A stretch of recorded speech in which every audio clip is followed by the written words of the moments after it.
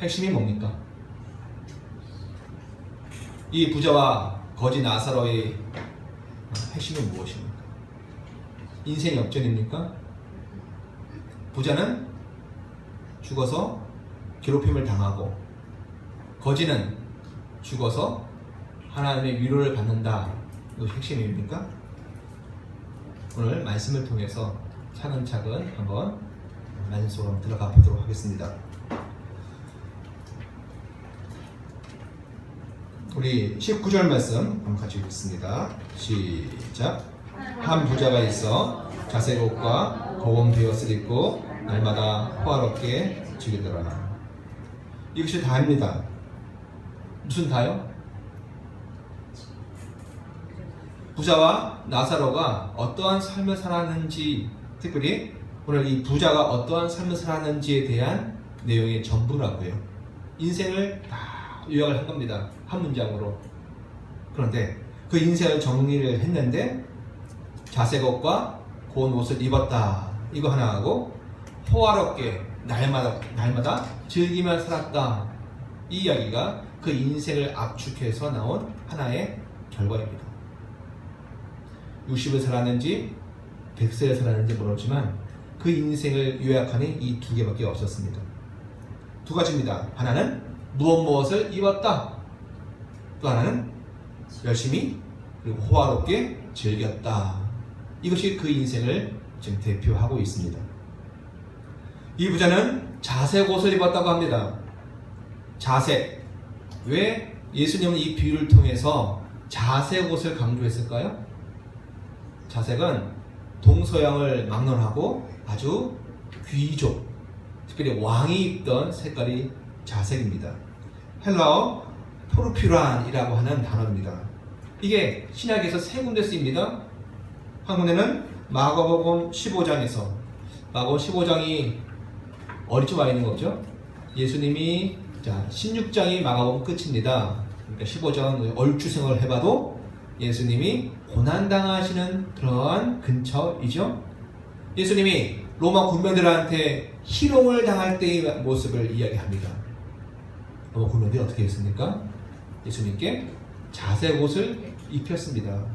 예수님 옷을 벗기고 자색 옷을 입히고 머리에는 가시로 엮은 면류관을 씌우고 또 손에는 지팡이를 쥐우고 역할극을 한 거죠. 당신이 왕이십니다 라는 겁니다. 진짜 왕이기 때문에 그렇습니까? 아니요. 조롱 섞인 어투로 예수님을 지금 그렇게 다루고 있는 겁니다. 그런데 자색 옷을 입힙니다. 그때도 뭘 상징해요? 당신이 왕이지 않는가? 왕이다라고 조롱하면서 자색 옷을 입힙니다. 또요, 요한계시록 18장 12절 여기 보면 음녀가 입는 옷을 상인들이 되는데 그 상인들이 자색 옷을 준비하고 있습니다. 물론 음녀가 하나님께 심판을 받고 더 이상 그 자색 옷을 사갈 자가 없어서 이 상인들이 울부짖긴 하지만 어쨌든 음녀에게 받쳐질 옷감의 색깔이 자색 옷이었습니다. 그러니까 자색 옷은 무엇을 상징한다? 왕과 권위자가 입고 있는 그 신분을 상징하는 것이지요. 그러므로 여기 나와 있는 누가복음 이 비유에 나와 있는 이 한 부자 어떤 옷을 입었어요? 자색 고운 베옷을 입었다. 이거 무엇을 얘기합니까? 자신을 왕처럼 여기며 살았다는 것입니다. 부자인데 그 부자인 자신을 지금 묘사하는데 그 부자가 그 부자에 대한 그 돈을 가지고 어디 쓰는 것이 아니라 그 부자의 목적은 자신이 왕으로 사는데 쓰이는 겁니다.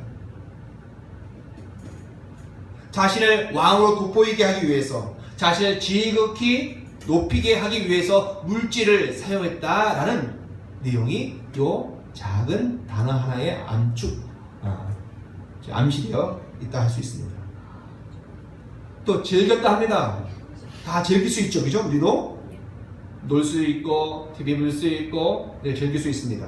그런데 여기 나와 있는 즐기라는 단어는요, 세속적인 즐거움을 이야기하고 있습니다. 우리가 영적인 즐거움도 있습니다. 또 정신적인 즐거움도 있습니다. 나는 좀 희생하더라도 공동체를 살리고 같이 사는 사람들을 살리는데 그것을 인하여 마음의 기쁨이 오고 즐거움이 올 수도 있습니다. 그런데 여기 나온 즐거움은 그런 즐거움이 아니라 세속적인, 더 많이 소비하고 더 많이 쓰고 즐기고 쾌락을 그리고 얻고 하는데 거기서 오는 즐거움을 이야기하고 있는 겁니다. 그것도 언제요? 언제? 날마다 그렇게 호화로운 삶으로 자신의 삶을 즐기고 있습니다. 이것이 이 부자에 대한 인생의 요약이고 우리가 알 수 있는 그에 대한 정보입니다. 거기에 반해서 나사로는 어떻습니까? 우리 20절 그리고 21절 한번 읽습니다. 시작. 그런데 나사로라 이름하는 한 거지가 헌데 투성이로 그의 대문 앞에 벌어진 채 그 부자의 상에서 떨어진 것으로 배 불리려 하매 심지어 개들이 와서 그 헌데를 핥더라. 거지입니다. 그런데 부자하고 조금 차별되어지는 것이 있습니다. 무엇이 보입니까? 부자는 어떻게 묘사되어 있습니까? 그냥 한 부자입니다. 근데 여기 나온 거지는 한 거지가 아니라 이름이 있습니다. 이 부자가 이름이 없었겠습니까? 있었겠지요. 그런데 예수님이 이 비유의 말씀을 하시면서 그때 이 부자는 이름이 없어요. 그러나 이 거지는 이름을 가지고 있는 겁니다. 거지, 나사로, 이것은 세상 사람들 불렀고 그의 부모가 지어준 이름으로서의 나사로가 아니지요. 하나님이 기억하시고 예수가 기억하시는 그 존재로서의 나사로입니다. 거기에 반하여 부자는 이름이 기억되지 않는 겁니다. 그런데 이 거지 나사로의 묘사를 보면 다른 것이 없습니다.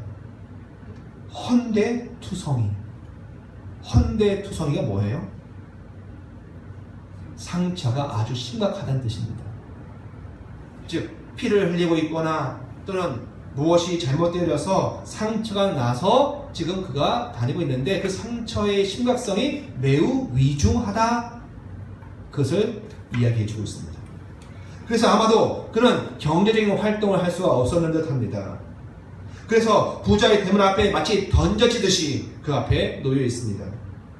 왜요? 왜 다른 곳에 못 가고 부자의 대문 집 앞에 그가 놓여져 있습니까? 그의 마음에 무엇을 바라고 왔어요? 그 부자의 상에서 떨어지는 것으로 배를 채우고자 온 겁니다. 표현이 재밌죠? 시작. 부자의 상에서 떨어지는 먹을 것을, 부스러기를 지금 그가 얻고자 왔습니다. 여러분 이 표현이 어디 좀 낯익지 않습니까? 마가복음 7장에 보면 수로보내게 여인이 나오지요. 그렇죠? 예수님께 모욕을 받습니다. 뭐라고요? 너는 개다. 그게 모욕을 받습니다. 여러분 우리가 하나님 앞에 설 때에 또 하나님의 선한 앞에 설 때에 하나님이 사용하시고 하나님이 역사하는 현장 앞에 설 때에 무조건 위로받는다고 생각하지 마십시오. 때로는 나를 완전히 파산하시듯이 완전히 쪼개 놓으시듯이 더 이상 예수 정남이가 뚝 떨어지듯이 교회 다시는 갈 곳이 못 돼 라고 할 정도로 우리를 자극하실 때가 있습니다. 어떻게 하셔야 됩니까? 뭐 어떻게 해요? 잘 견디셔야지. 그분이 답이니까. 우리 속에 붙어있는 허영과 우리 속에 붙어있는 자기 체면과 자기가 쌓아놓은 의를 하나씩 깨나가시는 그 작업 속에서 잘 견디셔야 합니다. 여러분 그러실 줄 믿습니다. 그 여인이 개라고 취급을 받음에도 불구하고 그가 한 말이 아주 위대한 말을 하지 않습니까? 뭐라 그래요? 개들도 주인의 상에서 떨어지는 부스러기를 먹지 않습니까? 라고 자기를 개라고 비유하신 예수님의 말씀을 그냥 덥석 받아들입니다. 그렇습니다. 나는 개입니다. 그러니 주인의 상에서 떨어진 그 부스러기를 먹는 개이오니 주님 책임져 주십시오. 나 유대인 아닙니다. 맞습니다. 그러나 나도 주님의 그 울타리 안에 있으니 나를 책임져 주십시오 라고 말하고 있는 겁니다.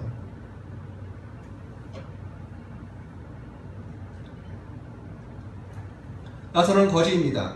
상처가 아주 심각합니다. 그래서 그나마 생명을 유지하려고 부자의 상에서 떨어지는 그것으로 먹는 개가 되기를 자처하고 지금 부자의 집 앞에 가 있는 겁니다. 다른 생존의 방법이 없는 거예요. 다른 것으로는 더 이상 먹고 살 수가 없는 겁니다. 그래서 던져졌다라고 표현하고 있는 것입니다. 그러나 그 일도 잘 되지 않은 듯 하지요. 버려진 음식이라도 주인이 그 부자가 공개해주는 먹다 남은 음식이라도 먹고 산 것이 아닌 것 같습니다. 배를 채울 수 없었습니다. 마음에 기대는 있었지만 그닥 그 뜻이 이루어지지 않았습니다. 오히려 그 뒤가 가관입니다. 어떤 표현이 있습니까? 개들이 와서 그 헌대를 핥더라. 상처가 있는데 그 상처를 핥았다라는 말입니다. 우리 가운데 개를 키우신 분들도 있습니다. 그런데 저도 개를 키워봤는데 그 개가 주인한테 와서 이렇게 핥아주면은 기분 나쁜 게 아니라 기분이 좋습니다. 왜냐면 그 개가 주인을 핥아주는 것은 충성심, 복종을 상징하면서 하는 것이기 때문에 그렇습니다. 그래서 애완견을 키우는 입장에서 이 말씀을 보면은 그나마 개가 와서 나사로를 위로했나 보다 이렇게 오해할 수가 있습니다. 그게 아닙니다. 여기서 핥다라는 말은요, 본문을 보면 썩게 한다라는 뜻입니다. 핥는데 그게 그냥 위로의 차원에서 내 주인님 내가 충성을 맹세합니다 하는 그러한 핥는다는 이야기가 아니라 여기에 나온 헬로코스라는 단어인데 이 단어는 썩게 한다. 즉 개가 나사로보다 더 높은 위치에서 나사로를 조롱하고 그를 멸시하고 있는 것입니다. 아니 무슨 인생에 이런 인생이 있습니까? 뭐 먹을 것이 없나? 그나마 유일한 삶의 길을 찾아서 이 부자의 집에 앞에 와 있는데 뭘 먹을 것을 찾아서 왔습니다. 음식을 찾아서 왔습니다.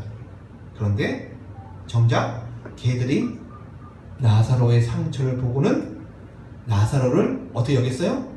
오늘 나의 식사거리가 왔네 라고 하며 나사로를 식사거리로 자기의 개밥으로 여겼다는 겁니다. 지금 처참합니다. 때로 우리의 삶도 그럴 때가 있지 않습니까? 위로받으려 하고 도움을 얻으려 하고 그것이 물질적인 도움이 아니더라도 말 한마디 좀 위로받고자 하는데 갔는데 더 날카로운 송곳 같은 말로 우리를 찌릅니다. 너가 그러니까 그런 인생을 살지, 네가 뭘 잘못해서 인생을 살지 않느냐라고 날카롭게 그를 저주하고 판단하고 정죄하고 그것이 우리를 썩게 합니다. 사건은 오히려 덜 힘들었어요. 그런 면에서 그 말을 들어서 그 말이 내 마음을 무너뜨리고 나를 고통케 하는 것이 얼마나 많이 있습니까? 누군 모릅니까? 사실의 전후 사실 그리고 무엇이 옳고 그른 걸 모릅니까? 때로는 그것을 요구한 게 아니지 않습니까? 위로, 그래 나는 네 편이야, 힘내, 이 말 듣고 싶은데 너가 이래서 잘못된 것이고 너가 저래서 잘못된 것이고 라고 하면서 우리의 마음에 상처를 더 썩게 만드는 일들이 우리 주변에 얼마든지 있습니다. 그래서 너무 사람들한테 위로받으려 하지 마시기 바랍니다. 혹시 압니까? 저한테 와서 위로를 받으려 했는데 저희 입에서 나가는 것이 독일 수도 있습니다. 여러분, 여기까지가 바로 부자와 이름 모를 부자와 거지 나사로에 대한 정보, 생전의 모습이 다입니다. 이 두 사람의 생전의 모습을 가지고서는 그가 이후에 어떻게 되어질지 우리가 예측을 할 수가 없습니다. 그렇죠? 뭐 특별히 사람을 죽인 것도 아니고 반대로 누구 사람을 살린 것도 아니고 그 인생이 우리가 보기에 선이다 악이다 그렇게 따질 수 있는 어떤 정보가 없습니다. 그런데 22절 읽습니다. 시작. 이에 그 거지가 죽어 천사들에게 받들려 아브라함의 품에 들어가고 부자도 죽어 장사되매. 아멘. 둘 다 죽습니다. 구체적인 행위의 모습이 기록되어지지 않은 상태에서 둘 다 죽습니다.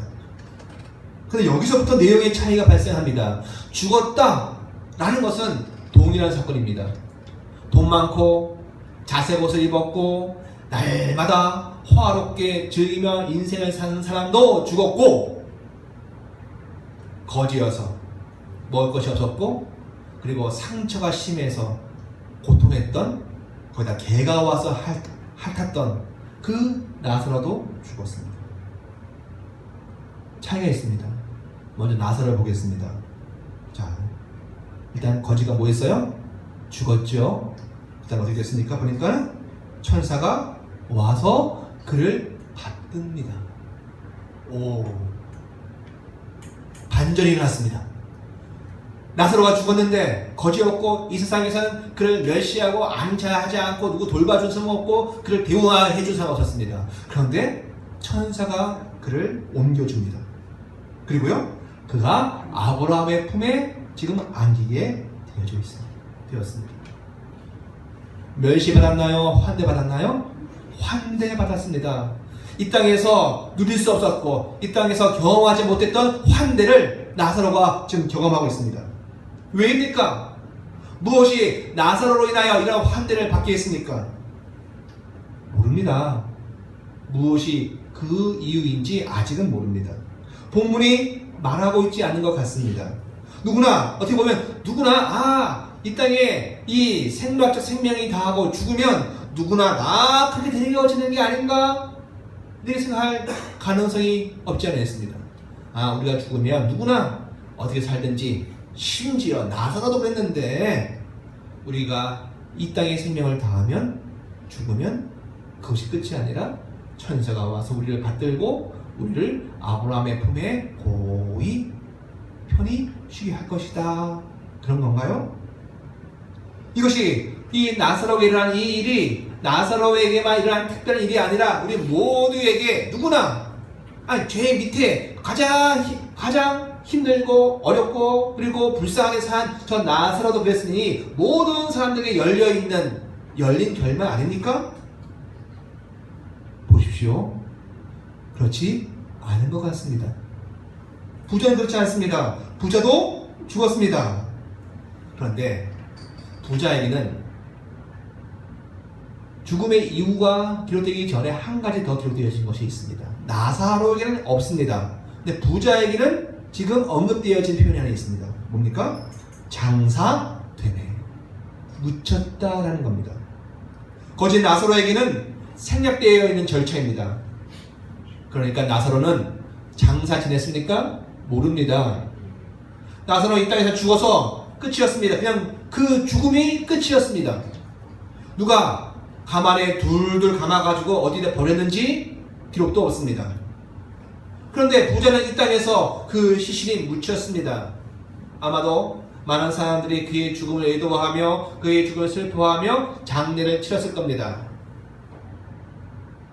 여기까지는 그 시신이 땅에 있을 때까지 그에 대한 사람들의 대우였습니다. 자, 23절 보겠습니다. 시작. 그가 음부에서 고통 중에 눈을 들어 멀리 아브라함과 그의 품에 있는 나사로를 보고. 아멘.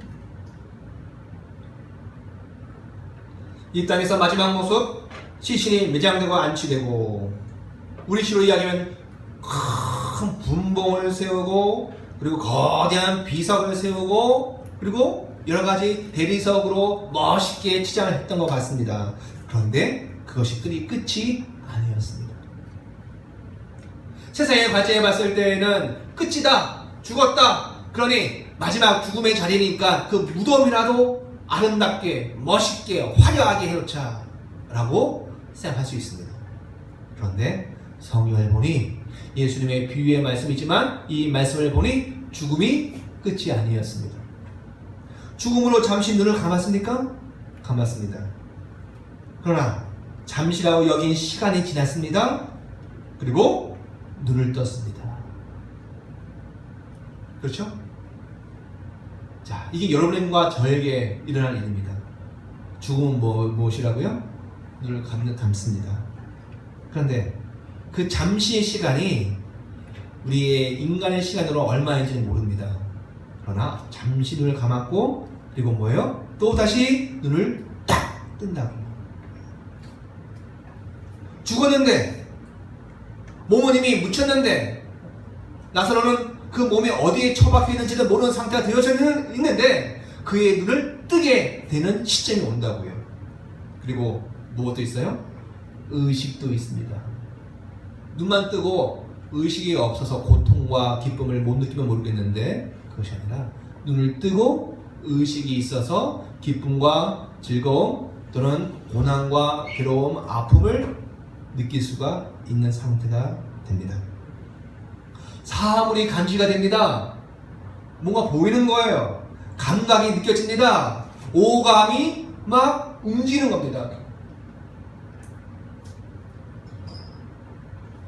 이 일이 어디에 있어요? 죽음 이후에 우리에게 있는 일들입니다. 고통 중에 라고 했는데 이 고통 중은 헬라어로 헤데스입니다. 하데스. 우리 그리스 신화를 읽어보신 분들은 알죠? 하데스. 죽음의 신이기도 하고요. 그 하데스는 보통 우리 성경에서 지옥으로 이해되어진 단어입니다. 그러니까 고통 중에라는 말은 쉽게 이야기하면 지옥 속에 이 부자가 가 있게 된 겁니다. 지옥인데 감각이 살아 있습니다. 지옥인데 그 뜨거운 고통 속에서 눈을 떴습니다.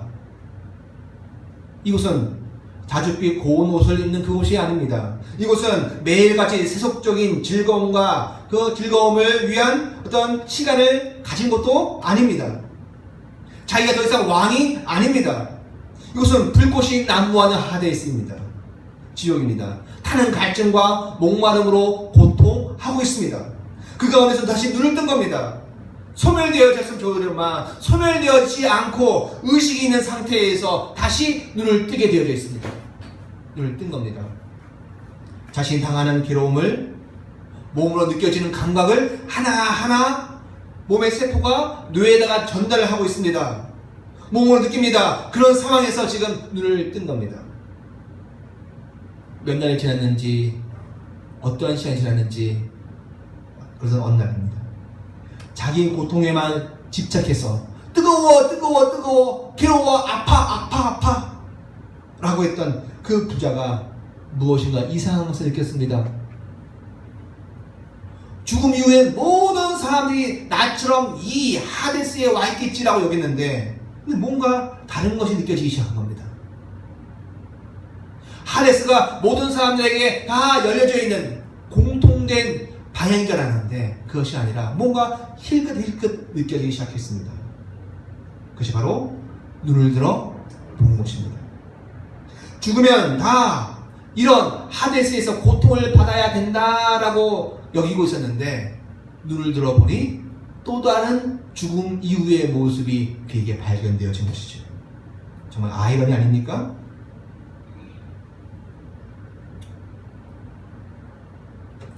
이름 모를 심지어 하나님께 이름조차 올려지지 않은 이 부자는 이 땅에 살 때 눈을 들어 다른 세상을 본 적이 없었습니다.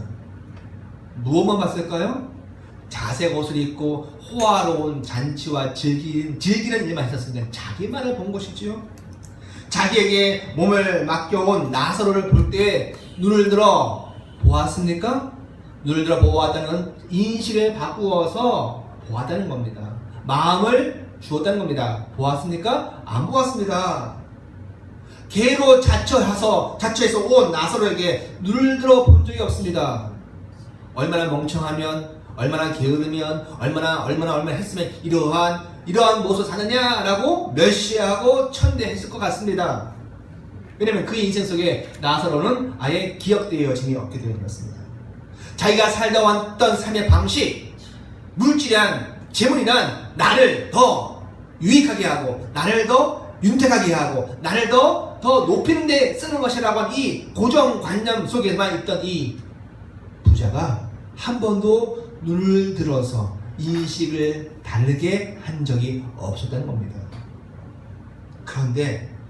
그런데 지금 와서 어디요? 더 이상 다른 변화가 있을 수 없는 하데스의 고통에 있는 이 고통 속에 와서야 그제야 눈을 듭니다.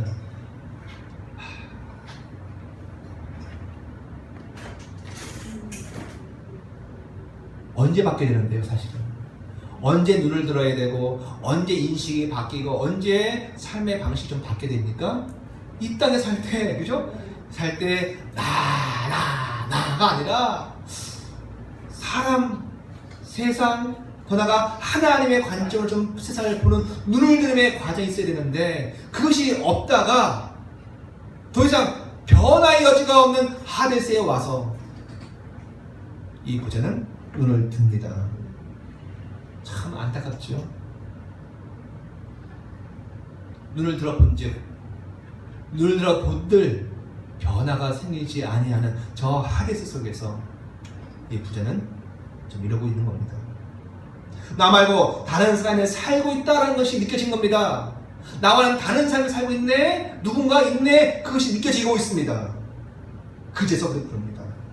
다 나처럼 사는 것은 아니구나 하는 것이 이 땅에서 느껴져야 되는 건데, 그것을 저 하데스 가서 느끼고 있는 거죠. 지금 그 인식이 뒤늦게, 너무 늦게 들어온 겁니다. 사랑하는 성도 여러분, 우리 인식이 더 발전적이고 더 새롭고 더 아름다운 인식으로 자꾸 들어오기를 소원합니다. 자기 집중되어져 있고, 또 현재의 삶에 집중되어져 있고, 자줏빛 옷, 호화로운 삶과 같이 뭔가 내가 고착화되어져 있는 나의 삶의 인식이 이 땅에서 변화되어져야 할 줄 믿습니다. 자, 그가 눈을 들어 본 것이 무엇입니까? 부자가 발견한 것이 무엇입니까? 나사로입니다. 어떤 나사로입니까?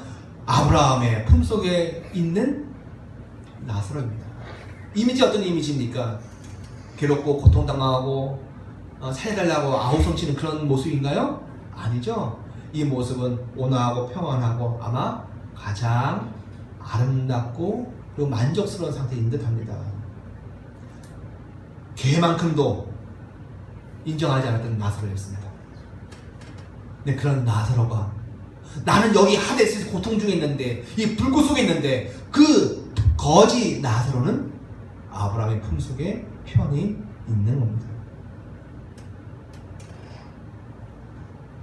그럼 이렇게 죽음 이후의 모습이 똑같지 않은 거죠. 지금 우리가 알아야 할 줄 믿습니다. 물론 주께서 비유의 말씀으로 우리에게 하셨지만, 이 비유를 통해서 죽음이 분명히 있는데 그 죽음 뒤에 분명히 생명이 있다. 근데 그것이 다 똑같은 것이 아니다라는 것입니다. 자, 여기에서 이 상황에서 이 부자가 아브라함에게 부탁을 합니다. 첫 번째 부탁입니다. 24절 읽습니다. 시작. 불러 이르되 아버지 하나님, 아버지 아브라함이여, 나를 긍휼히 여기사 나사로를 보내어 그 손가락 끝에 물을 찍어 내일을 서늘하게 하소서. 내가 이 불꽃 가운데에서 괴로워하나이다. 아멘.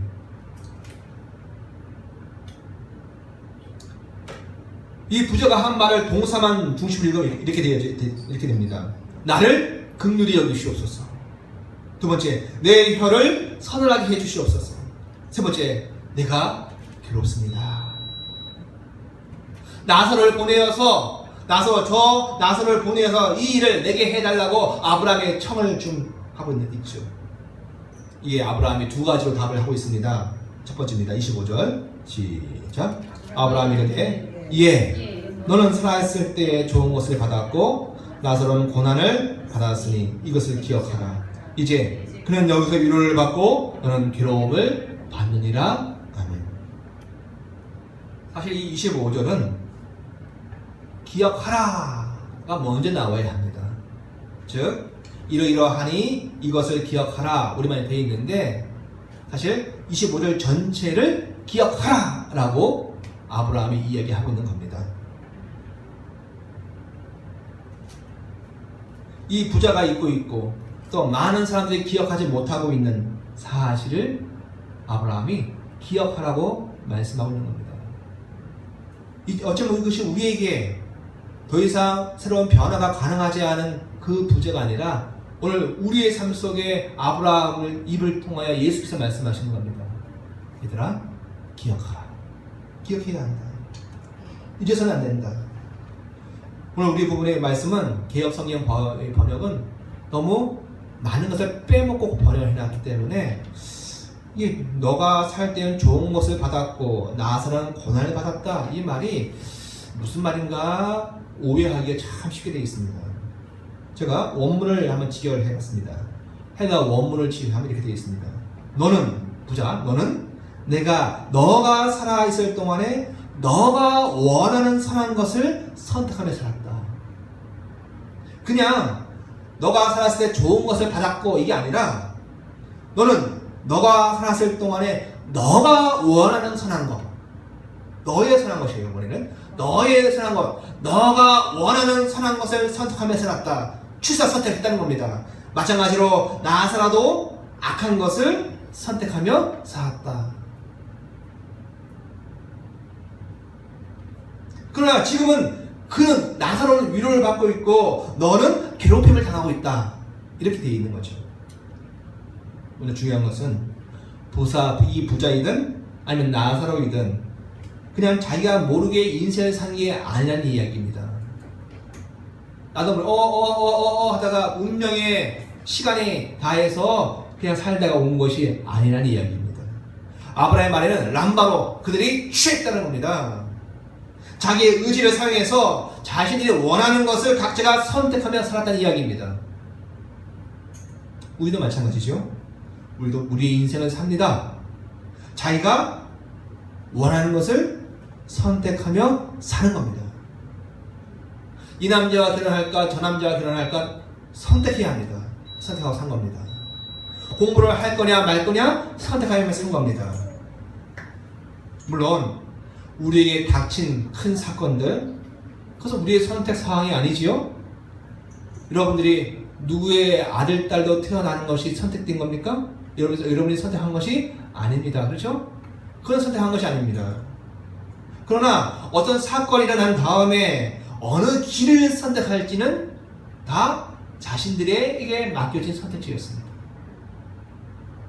내가 가난해도 이 농촌에서 그냥 살 거야 하든지, 아니면 이 가난이 너무 싫어서 나는 서울로 올라가서 장사할 거야 라고 선택하며 서울로 도망을 가든지, 똑같이 가난한 시골집에서 태어난 건 똑같다고요.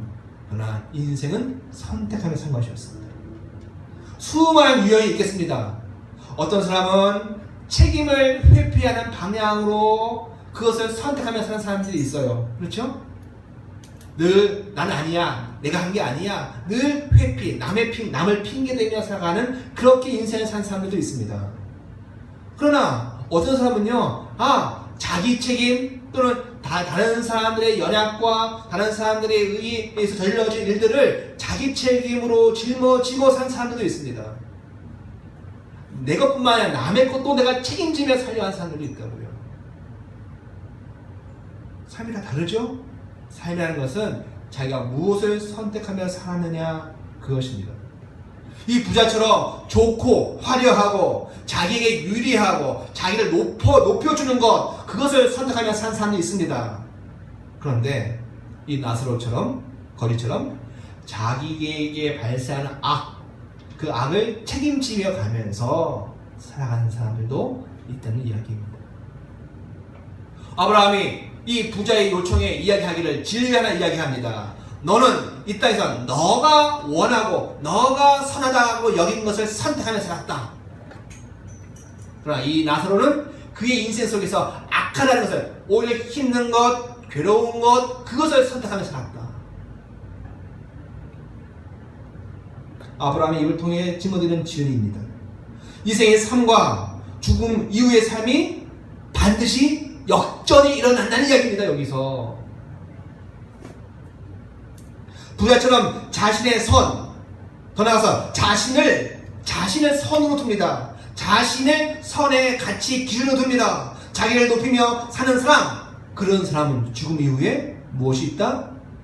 괴로움이 있다. 괴로움을 당한다는 이야기입니다. 또한 누구도 이야기하지 않았던 나사로의 비밀을 아브라함이 말합니다.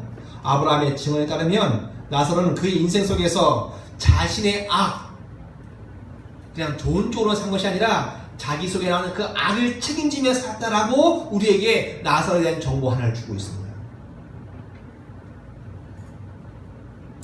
부자로 사는 것은 자기를 높이는 것이기 때문에 죽음의 고통이 온다. 거지로 살면은 나중에 위로가 온다. 그러니 우리 모두 거지로 삽시다. 지금 이런 얘기를 하고 있는 건가요? 거지로 살기 싫지요 다. 물론 경향성 측면에서는 그렇게 될 우려가 굉장히 많습니다. 아브라함의 말처럼 이 땅에서 부자로 산다는 것이 부자가 가지고 있는 경향성 때문에 그쪽으로 갈 경향이 매우 많은 거예요. 예수님이 말씀하셨습니다. 천국에 부자가 천국으로 들어가는 것은 뭐와 같다? 낙타가 바늘 귀로 들어가는 것과 같이 매우 힘들다. 왜요? 물질이 주는 재미, 물질에 대한 탐닉, 물질로 가지고 있는 자기 만족, 그것에 계속 빠지기 쉽기 때문에 사실은 굉장히 어렵다라고 말합니다. 또 주님이 산상수훈에서 심령이 가난한 자는 복이 있다라고 말씀하시지 않습니까? 마태복음에서. 근데 누가복음에서 어떻게 말씀하십니까? 가난한 자는 복이 있다 말씀하십니다. 물론 심령이 가난한 것도 우리가 말씀을 받아야 합니다. 그런데 가난이 주는 가난이라는 것이 우리에게 주는 유익도 분명히 있다라고 주께서 말씀하시고 있다고요. 우리의 마음이 너무 부요하고 우리의 심령이 부요해서 하나님도 필요 없고 말씀도 필요 없고 보이지 않는 영적도 필요 없고 지금 현실의 삶에 만족하고 있으면 그것이 자기가 선택한 선입니다. 그 선을 물질이라고 하는 선을 선택하며 살면은 어떻게 된다? 죽음 이후에 고통과 괴로움이 있다는 겁니다. 심령이 가난하든 또 물질로 가난하지만 그 가난을 통해서 끊임없이 자기를 가난 때문에 악독이 나오는 사람도 있습니다. 가난 때문에 세상을 저주하고 아주 못되게 사는 사람도 있습니다. 소위 삶에 굉장히 포악해진 사람도 있지만 그런 얘기를 하는 것이 아니라 그 가난에 자기의 모순을 짊어지고 살아가는 사람들, 그 사람들은 하나님 앞에 위로를 받는다. 그렇게 읽혀질 수 있는 겁니다. 자, 오늘 여기서 중요한 것이 시작이 되어집니다. 바로 여기서부터 우리는 16장 전체의 주제를 오늘 거지 나사로와 부자의 비유로만 읽으면 안 되고 16 전체의 큰 틀에서 다시 읽어야 할 시점이 되어졌습니다. 왜냐하면 여기까지만 읽으면 부자는 괴로움을 당하고 또 거지는 나중에 위로를 받는다, 이 교훈밖에 없는 겁니다. 그런데 16장 전체의 틀 속에서 이 말씀을 읽으면 전혀 다른 것이 나옵니다. 여러분, 어떤 사본이라는 것이 뭡니까? 헬라어를 원본이 있지 않습니까? 원본. 지금 원본이 남아있어요? 원본은 남아있지 않습니다. 누가복음이면 누가가 처음 펜을 가지고 양피지에 썼던 그 첫 번째 성경책은 이 땅에 존재하지 않습니다. 그러면 수많은 사람들이 베껴 썼겠죠? 옮겨 적었겠죠? 그러다가 글자가 틀리는 경우도 있고 또는 더 없는 내용이 또 들어가기도 하고 또 빠져있기도 하고 막 그렇습니다. 그래서 그 사본들이라고 하는데 그 사본들 중에 어떤 중요한 사본들에는 이 19절 처음 시작 부분에 이렇게 되어 있습니다. 예수께서 또 다른 비유로 말씀하셨다, 이렇게 되어 있어요. 자, 우리 19절 펴보겠습니다. 다시요. 따라하겠습니다. 예수께서 또 다른 비유로 말씀하셨다. 그리고 시작이 뭐예요? 한 부자가 있어 라고 오늘의 말씀이 시작되어지는 겁니다. 그렇게 삽입이 되어 있습니다. 그런데 16장 1절 한번 읽어보겠습니다. 16장 1절 시작. 또한 제자들에게 이르시되 말씀하시되. 그렇죠? 그러니까는 예수님께서 비유의 말씀을 몇 번 하시다는 얘기예요. 지금 앞에서 이르시되 말씀하시되 하시고, 또 지금 19절에서 이하에서 또다시 비유의 말씀을 또 하시는 겁니다. 이 이야기는 뭡니까? 앞에 불의한 청지의 비유 따로 하시고, 뒤에 19절 이하에서 거지와 나서 다른 비유, 목적이 다른 비유를 하신 것이 아니라 같은 목적 하에서 두 개의 비유의 말씀을 하시고 있는 겁니다.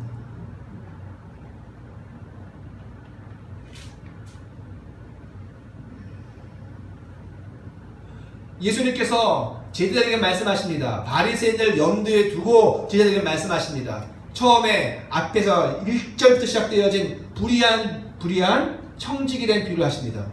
그런데 청지기들이 이 말씀을 듣고 바리새인들이 오히려 뭐예요? 비웃습니다. 효과가 별로 없었다고요.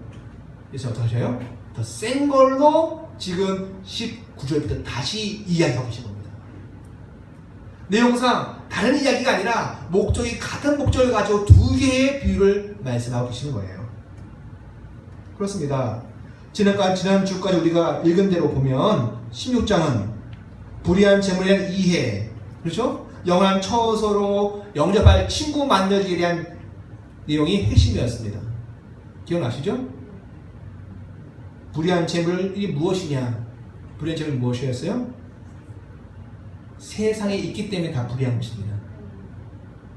공중의 거지 잡은 자가 사단이 지금 장하고 있기 때문에 불의한 겁니다. 하나님과 관계가 끊어져 있는 겁니다. 또 어떤 내용이요? 영원한 처소로 영접할 친구 만드는 것이 지금 시급하다. 그 얘기를 하고 계신 내용이었습니다. 그런데 염두에 두고 말씀하신 바리새인이 어떻게 했다고요? 14절 시작. 바리새인들은 돈을 좋아하는 자들이라. 이 모든 것들을 듣고 비웃거늘 비웃었습니다. 물질을 사랑하는 것을 자기의 존재 이유로 삼았던 바리새인들. 그 다음에 예수님의 말씀 듣고 참 정말 웃기고 계시네, 웃기는 이야기 하시네 했다는 거예요. 그들의 마음, 귀는 울렸고 기분은 나빴지만 마음은 변화시키지 못했다는 겁니다. 물질을 사랑하는 그 사랑함이 마음 가득 채워져 있기 때문에 마음에 정작 하나님을 채워야 하는데 하나님을 채울 공간이 없던 거였어요. 오히려 그 하나님을 마음에 찾아와 그 마음을 하나님께서 찾아와서 장악해 주셔야 하는데 바리새인들에게는 불의한 재물의 비유가 그들을 변화시키지 못한 거였다고요. 예수님도 지금 전략적으로 접근하고 계신 겁니다. 처음에 조금 약한 거로 말씀하셨어요. 그런데 어떻게 했어요? 이들이 비웃었어요. 콧웃음 치고 말도 안 된다 그러는 겁니다. 그랬더니 지금 뒤에 더 큰 걸로 지금 두 번째 비유를 때려보신 겁니다. 예수님께서 사람들이 좋아하지 않은 죽음, 그러나 모든 사람들이 다 알고 있는 곧 죽음이 닥칠 것이야, 내게 죽음이 임할 것이라는 그 죽음을 지금 가지고 비유의 말씀을 하고 계신 겁니다. 더 큰 망치를 가지고 완고한 그 바리새인들을 지금 깨 부수려고 하시는 겁니다. 그러면서 제자들에게 무엇인가 교훈을 주시려고 하시는 거예요. 마귀에 대한 영원한 처소, 그것을 오늘 본문의 말씀을 뭐라고 그러십니까? 헤데스, 하데스, 곧 지옥이냐 아니면 아브라함의 품이냐, 이걸 얘기하고 계신 거예요. 지금 우리가 오늘의 말씀 중에 추론할 수 있는 것이 이것이 있습니다. 이 부자는 지금까지 지난주와 그 전주까지의 말씀의 기초에서 같은 논리니까 이 부자는 결코 자신의 재물로 무엇을 만들지 못했을까요? 친구를 만들지 못했다는 겁니다. 어떤 친구요? 영원한 처소로 자신을 인도할 친구를 만들지 못했어요. 그 재물 가지고 뭐에만 썼어요? 자색 옷을 입고 매끈한 옷 입고 그리고 호탕하고 재미있게 삶을 즐기는 데에만 썼다는 겁니다. 어쩌면 거지의 모습으로 자신의 눈앞에 내던져진 상태로 와 있던 나사로 깊은 상처를 가지고 있고 오늘 그 사람, 그 나사로가 이 부자에게는 자기가 마땅히 영접하고 자신의 재물을 들여서 친구를 삼아야 할 그 친구였는지 모른다는 겁니다. 그 자신이 영접해야 할 친구가 자신의 문 앞에 와 있는데 그것이 자신을 영원한 처소로 인도할 친구인지를 모르니까 신경도 안 쓴 겁니다. 뒤늦게 눈을 들어 나사로를 보았다는 겁니다. 그런데 하늘에 와가지고 뒤늦게 눈을 들어 나사로를 보았습니다. 그 나사로가 지금 아브라함의 품 안에 있지 않습니까? 여러분 이렇게 보셔야 합니다. 아브라함의 품 안에 몇 명이 있었을까요?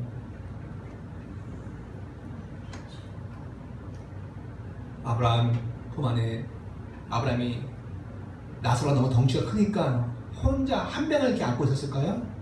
그건 아니겠죠, 그죠? 수많은 사람들이, 아름다운 사람들이 아브라함 품에 다 안겨 있었을 겁니다. 그런데 유독 이 부자는 누구만 보여요? 아브라함 품에 있는 나사로만 보고 있다는 거예요, 지금. 그것은 이 부자와 나사로의 뭔가 관계가 있다는 겁니다.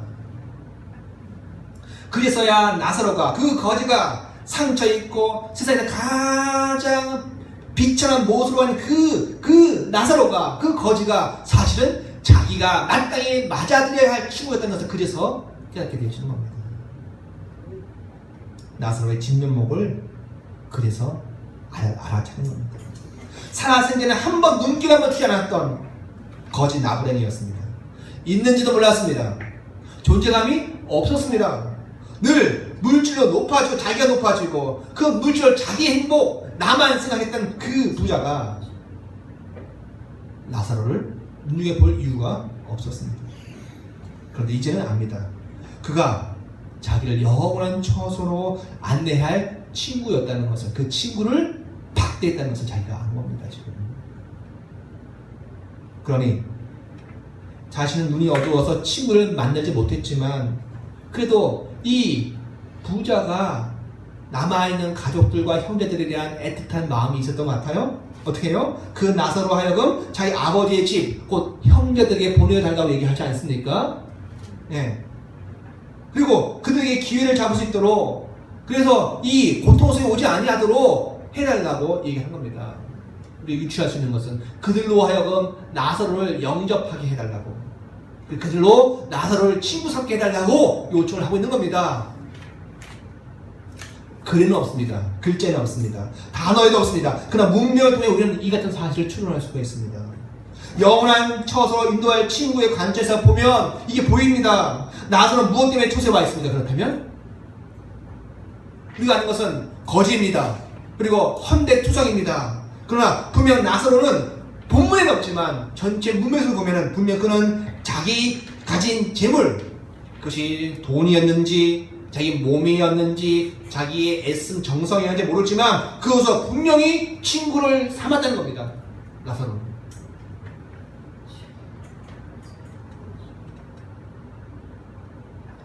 하여간 나사로는 자신은 몰랐지만 그 같은 삶, 그것이 자기에게 좋은 게 아니었거든요. 그것이 자기를 이롭게 하진 않았거든요. 그 같은 삶을 살면 그것이 자기를 고통스럽게 하고 힘들게 하고 물질적 손해를 보고 건강이 나빠지기도 하고 마음에 스트레스가 쌓이기도 하고 괴롭게 되는 악이 될 수 있는 겁니다. 그러나 그것을 선택하며 살았다고 우리는 추론할 수가 있습니다. 하여간 나사로는 자신도 몰랐지만 영원한 처소로 자기를 인도할 친구를 만드는데 성공했고 지금 그는 아브라함의 품 안에 있게 되었습니다. 그렇습니다, 성도 여러분. 우리는 때로 그 친구 만난 일에 참여했다가 많은 어려움을 당하기도 합니다.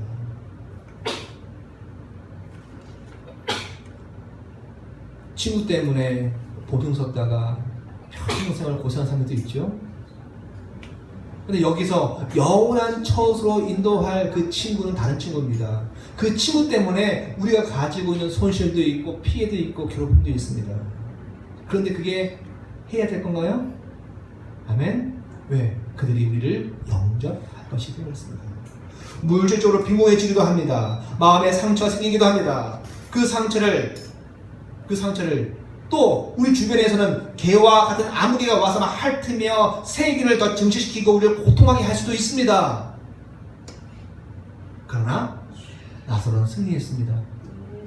그는 나사로는 비록 이 땅에서는 거지로 살았고 괴롭히며 살았지만 고통 속에 살았지만 영원한 처소로 그는 들어갈 수가 있었습니다.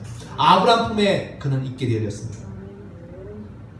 사랑하는 성도 여러분, 바리새인을 향하여 예수께서 이 강력한 말씀으로 말씀하십니다. 불의한 청지기 가지고 말을 안 들으니 죽음의 문제를 가지고 지금 말씀하십니다. 뭐하라고? 너희 삶의 태도를 바꾸라고 말씀하십니다.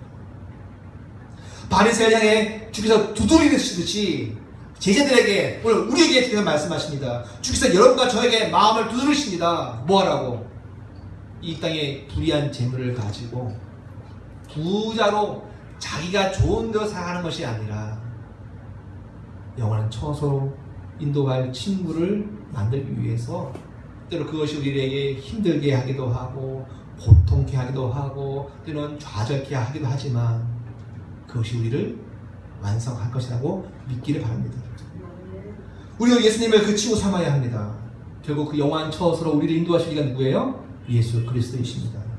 때로 주님을 친구로 삼다가 주님 때문에 주님의 일을 하다가 물질적 손해가 생기기도 합니다.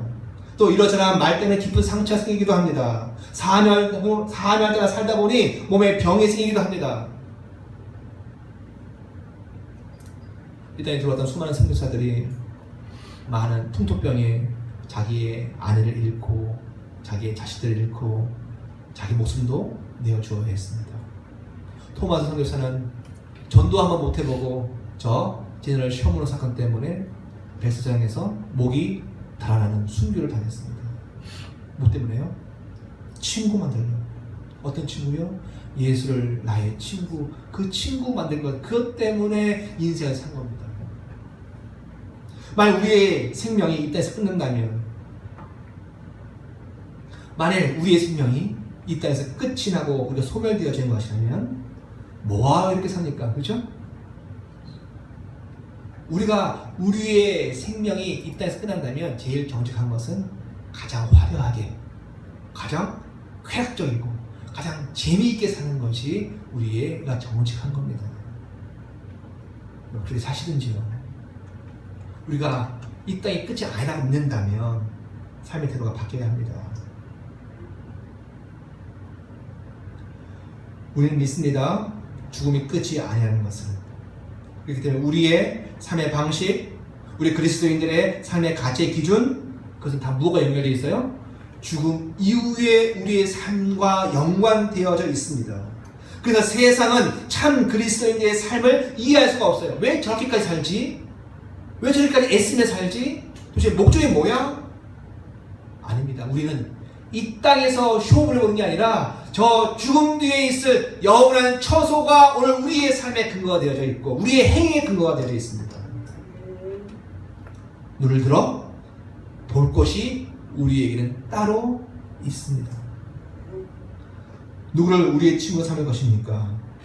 말씀 한 구절 읽고 오늘 말씀을 마치겠습니다. 요한복음 14장 2절과 3절입니다. 다시 한번 찾아보겠습니다.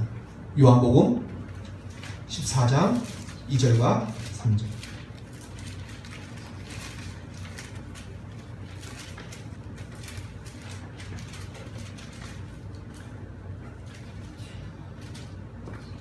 같이 읽습니다. 시작. 내 아버지 집에 거할 곳이 많도다. 그렇지 않으면 너희를 일렀으리라. 내가 너희를 위하여 거처를 예비하러 가노니 가서 너희를 위하여 거처를 예비하면 내가 다시 와서 너희를 내기로 영접하여 나 있는 곳에 너희도 있게 하리라. 아멘. 예수께서 저와 여러분에게 주신 말씀입니다. 영원한 처소를 바라보시며 오늘의 최선을 다하며 비록 나사로 같지만 우리 삶을 아름답게 사시는 여러분 되어 주옵나이다. 기도하시겠습니다.